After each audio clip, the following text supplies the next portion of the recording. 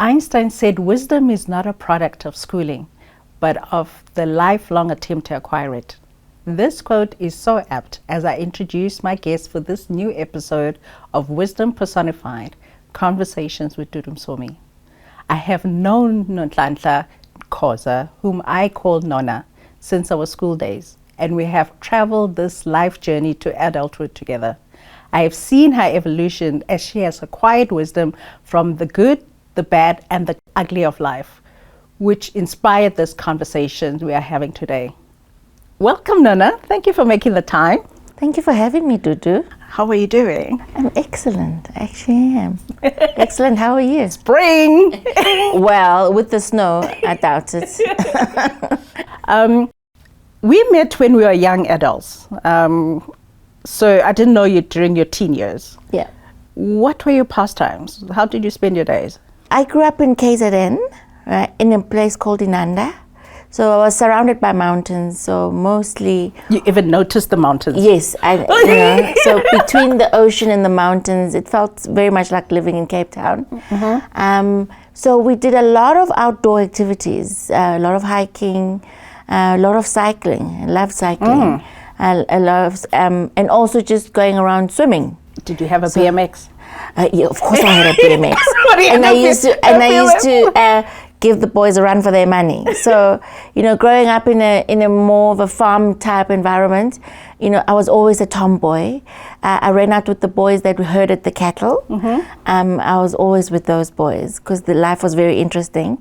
They had very nice food, and we also lived next to a sugarcane plantation. Oh my gosh! And so we did a lot of looking for snakes because puff adders love sugarcane. I did not know that. FYI.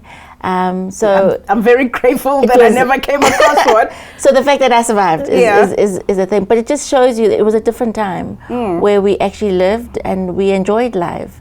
I kind of feel sorry for the kids with the smartphones, always online. You don't get to play. Yeah. And it really makes your childhood very, very different. And in Nanda, it's because Suko Koni was my grandmother. Yes, my grandmother was a headmistress of the only black private school for girls at that time, Nanda Seminary. It's still standing. It is still standing. Yes, 100-odd years of black excellence. So the original black girl magic school. Yeah, for sure. What do you think your unique value proposition is? And being a marketer, I know you've thought about this. What makes you memorable and impactful? I think it is that I care for more than just the business. I care about people. For me, what makes life very interesting is ensuring that people are thriving in their own personal spaces.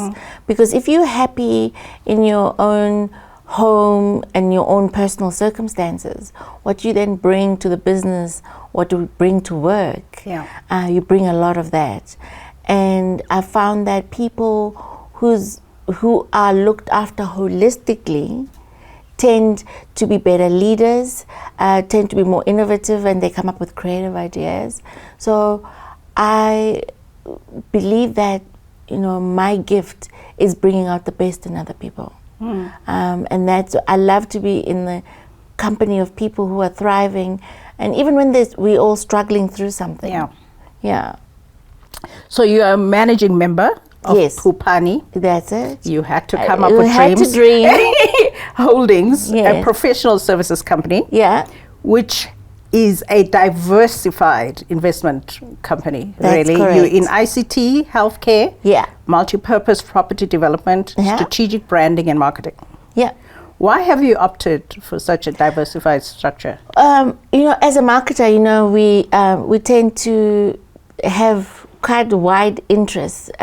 So starting out as a classical brand person, I started to see the role that technology plays in giving people access, people that didn't have access before. So if you think about not the educated people, but having a smartphone or having access to technology can enable somebody who's my gardener, somebody who hasn't had the opportunity to to go to school, a bricklayer, anybody. But with technology, it kind of brings people up to a level where they can really start to engage on an equal footing, and that their lack of education does not become a disadvantage.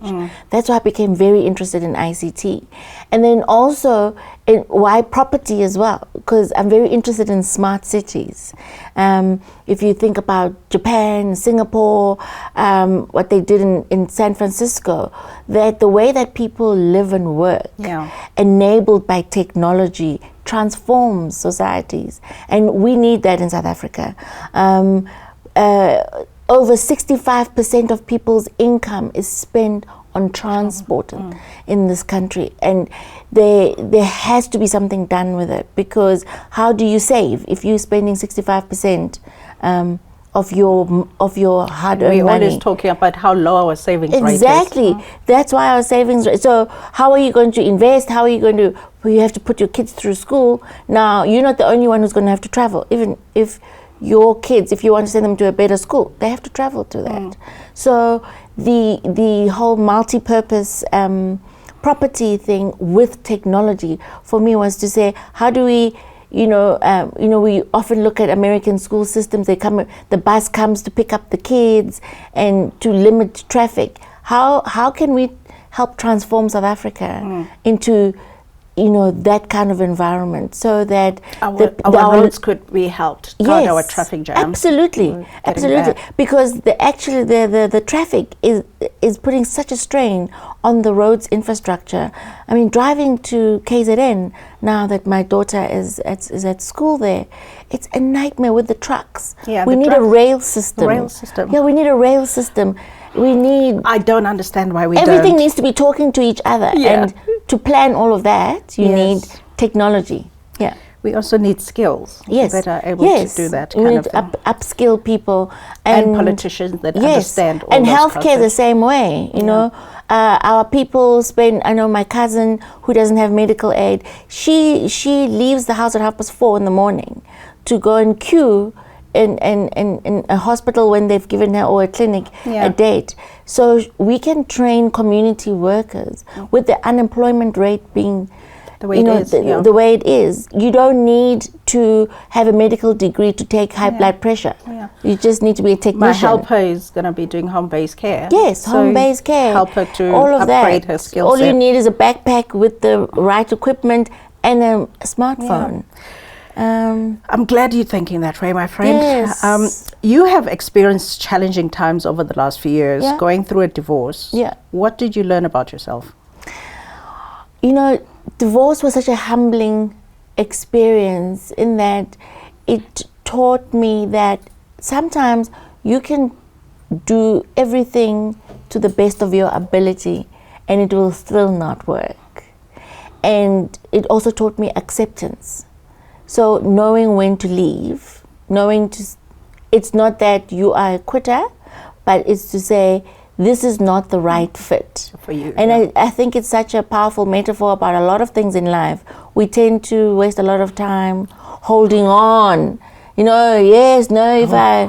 I invest more money, if I throw more money at it, or if I change location, but maybe that's not the idea. That's not really where the gold is in that. And also we have a great relationship with my ex-husband. He's a fantastic you have co-parent. A beautiful daughter, so you're better. Yes, and just to get to a place where we say we're no longer together, but that does not mean we need to be hostile to each other. And that's also a wonderful lesson, because it helps you regroup and re-strategize about where you'd like to go, and then to have that situation where you thrive in the next chapter, because that's what it is. It's a chapter. It's the next chapter. It's a chapter in your life. Do you consider yourself an introvert or an extrovert, and why? I would say I'm a bit of both. My chosen career demands that I be an extrovert, but I am a loner. I look forward to weekends. You know, I'm that girl who never leaves the house on the weekend. I love my own space. I've always gone to movies and travel the world alone. Yeah. So I would say I'm a bit of both. I'm not. And people always misunderstand introverts. Because Yes. I'm one, and Yes. people don't get Yes. why we do the work we do. Because you're a leader and you stand up anywhere. You can be with presidents, you can be at a construction site, and you're able to fit, and you're able to commandeer that situation, take leadership. So people assume that you are extroverted. But what you do is not who you are. Yeah. Yeah. We speak a lot about the difficulties of being an African female entrepreneur in South Africa. Yeah. Do you ever regret leaving employment where you were really successful in building a phenomenal, successful career, knowing what you had, you were in the C-suite with financial comforts, Yeah. and none of the uncertainty and financial instability that we have as entrepreneurs? Do you regret the decision? I don't regret it for a minute, because I left to go have a baby. So that was different. I did not want to be the mother that has to hire an au pair, a driver, and 5 other people to help raise my child. I wanted to do that. I had a child later in life for a purpose, because I wanted to be around. So if it meant that the trade-off was that I make less money, hell yeah, I'd do that. I was often the mum who was taking pictures, because, you know, bake sale is always at 10 o'clock. And Yes. that's when you're working. I was always the mum that took the pictures and sent it to the mums. And it was wonderful, because I always understood their pain, that they can't come to market day or bake day, whatever, at 10 o'clock. I didn't personally do the baking. You know, we have bakeries. I was just wondering. No, we have bakeries for that. But I was friends with the mums that did actually do the baking, so I'd go pick up from them. Yeah. But I would be there and send the WhatsApps to the mums, and the way they appreciated that. And in a way, I would say to them, you know, yes, it would be wonderful if you're here, but your kids are happy, they're thriving. I'm here taking pictures, and I'm saying, pose for mum, and all of that. You know, That was so sweet. Yeah. I mean, I was in boarding school since I was 8, so I'm sure my mom had thoughts about. So I loved. I have the only child. My daughter. I only have the one child. I spent all the time doing that, and I loved it. So that's a trade-off. Everything has a trade-off. Everything in life. You know, people want the success without the trade-off or without the sacrifice. So I get to be with my kid, but it's not for everyone. Someone else, you know, after 3 months of, it's brain numbing, you know, being a mom, especially a new mom, changing the nappies, feeding the baby. It can't do anything for itself. So, you know, for some people, it's just something they've got to get away from it and make. But I really, and I was surprised. Being a career woman. We were all surprised. Yes, I mean, I had a child at 36. Yeah. So I was very surprised that I took to it. So it's not for everyone, but my life is very different, and I'm able to. I know that because I've seen from my other friends who have kids, that you have an au pair who helps with the homework, you have a driver to go pick up, and then you have still the helper because you're traveling for work. Yeah. So you end up, you know, it's good, you're creating employment, but you have 6 people. I mean, that's part of why we're having this conversation. Yeah. Because I think some of us want to believe that we can have it all. No. We can have it all at different times. Yeah. You had a particular career, Yeah. and then you made a decision that you Yeah. have to choose something else Yeah. for the quality of your child. If you try and have it all, something has to give. Yeah. And somebody pays the price. Yeah. And if it's not you, Yeah, It's whoever but else. it's fine as long as you know the consequences of it. In our country, we speak a lot about the value of entrepreneurs. Yeah. What are the biggest obstacles that you've experienced, and what do you think should be done to remove them? I think that the financial structuring, the whole funding area, is a very difficult area, because funding and financial tools and products are geared for corporate and large corporate. Our financial sector is not geared for SMME growth. And I think that's why we're struggling with it as a country. That our country hasn't come to terms with how to fund a small bakery. They know how to fund big enterprise. You know, you are building a 60 million wada. Because they want the guarantee. Yeah. And I also think sometimes, don't you think it also breeds corruption? Yes. Because they also want you to show guaranteed income stream. Yes. How you going to, I mean, you can do your numbers and say, I project that this could be. Yes. But it's not guaranteed, is No, it? absolutely not. And that's why I'm saying that there are no strategies for SMMEs from a financial services sector. Because if I'm coming up with a way of, funding people who are going to be doing home-based care, how am I going to project that? Because it's a very different financial model to me selling, spinach to a large retail group.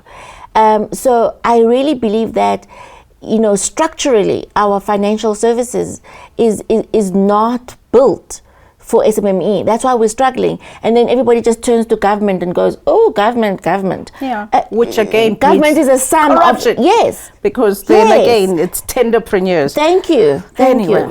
Government is some of the people. Yeah. Government is not this one person. So if we the people, as JF Kennedy says, if we cannot come up with the creative solutions, if we the people do not come up with ways to say, how do we fund the artists by the side of the road? How do we fund, the community-based worker? Because all we're looking at is how do we fund the retailer and how do we fund the 60 million? More shopping malls. Yeah. The lives we live can take on a hue of superficiality, I think. Establishing genuine relationships and friendships can be an illusion, I think. The first time we spoke about financial hardships that come about from being an entrepreneur and life in general, I realized that we had crossed over something real in terms of our relationship. What wisdom can you share about vulnerability and genuine relationships? I've had this discussion a lot with friends and family since the pandemic started, because people who were in so-called secure jobs, have been retrenched, asked to take early retirement. And I think the issue is that we attach value to things, not to relationships. And they're all just things, whether it's a house and you say, oh, it's a home and memories, it's just things. Gosh, when you look at the fires in California and your house is gone, you think, Yeah. But for me is look at the people, because that love stays in your heart. It really does. And those memories with the people that you love, it's not in the things that you all accumulated. And I haven't litten when I've been broke, I've gone from the height of corporate to being broke. And the wonderful thing about losing money is that it reveals to you what's important in your life. And it also just builds your character, because every time that happens, you say, okay, so it was a bad day. Tomorrow we try again. We start over. And you come up with an even more creative idea. Yeah.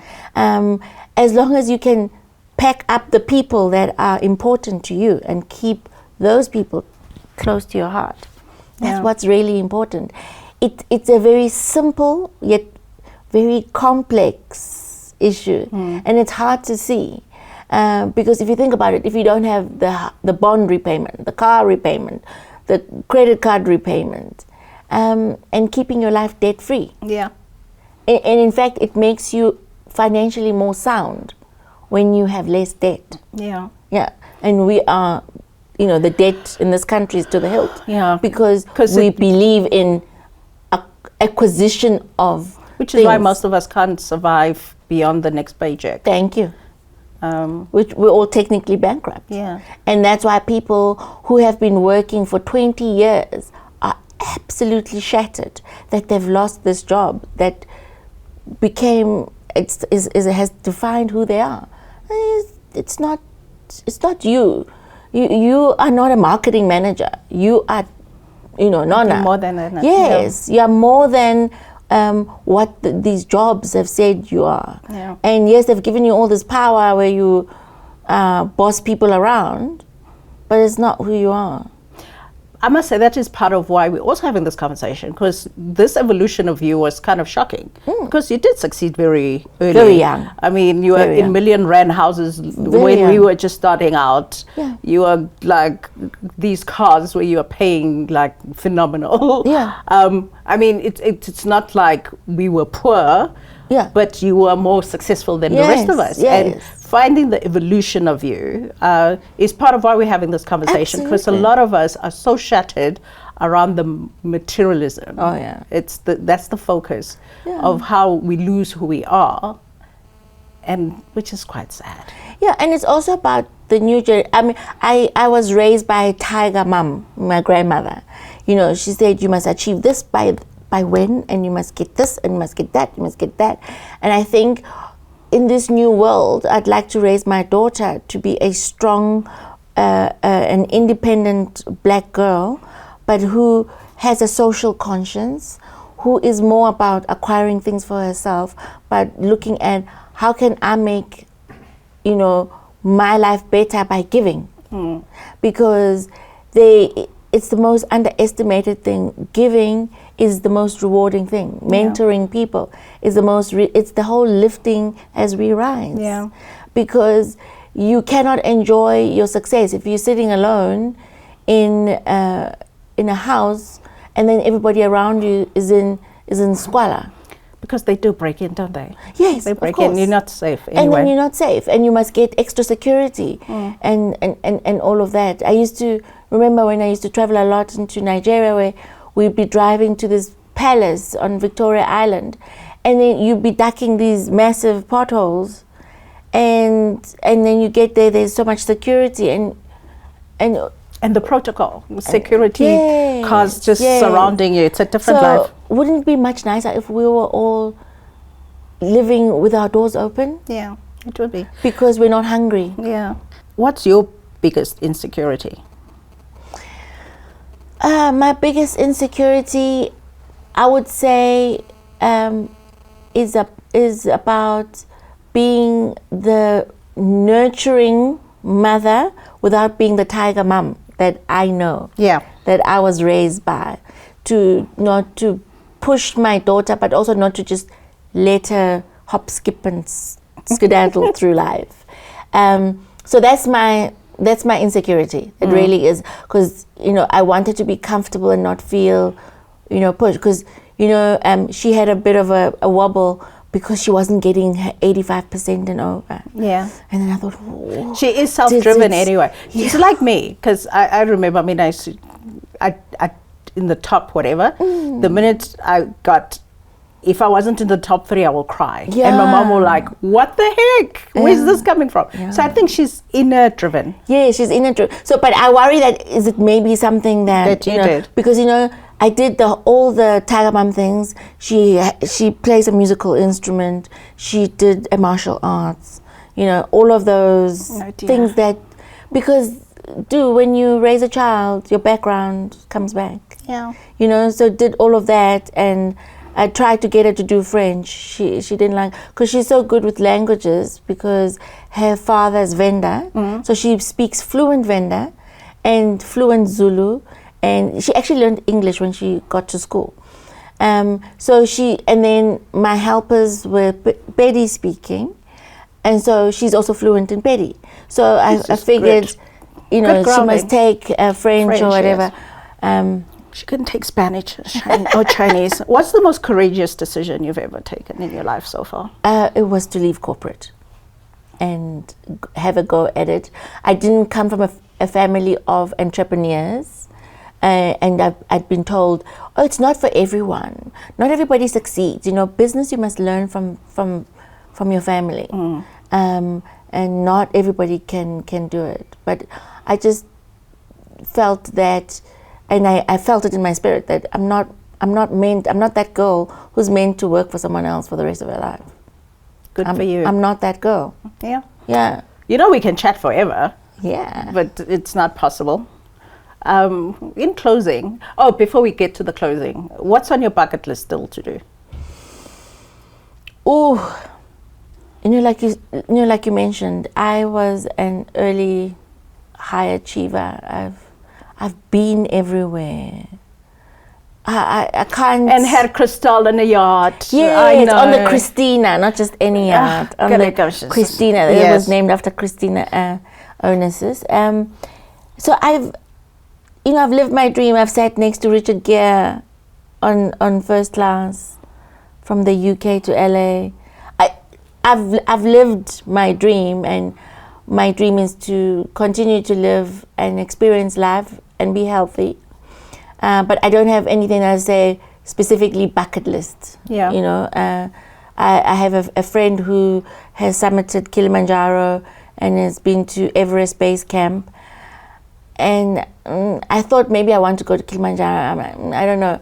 But maybe we can I go and should. have a picnic at the bottom. Yes. Like why can't we do that? Watch the migration. Can't we take the helicopter and then just go and meet them there? Do we have to sleep outside for 16 days in the snow? Anyway, my friend, you see, that part still comes out. In closing, I mean, what wisdom would you want to share? I mean, I know this is seems like a light conversation, and some people may think it's fluffy, but there is a reason we're having this conversation. What is the one thing you would like to share? I would like us to work together more. You know, it sounds like group hugging, but if we all actually put our heads together and bite the elephant in small chunks. So we say, okay, we are living in Sandton. Not even a kilometer away, we've got people in Alex who live in squatter camps.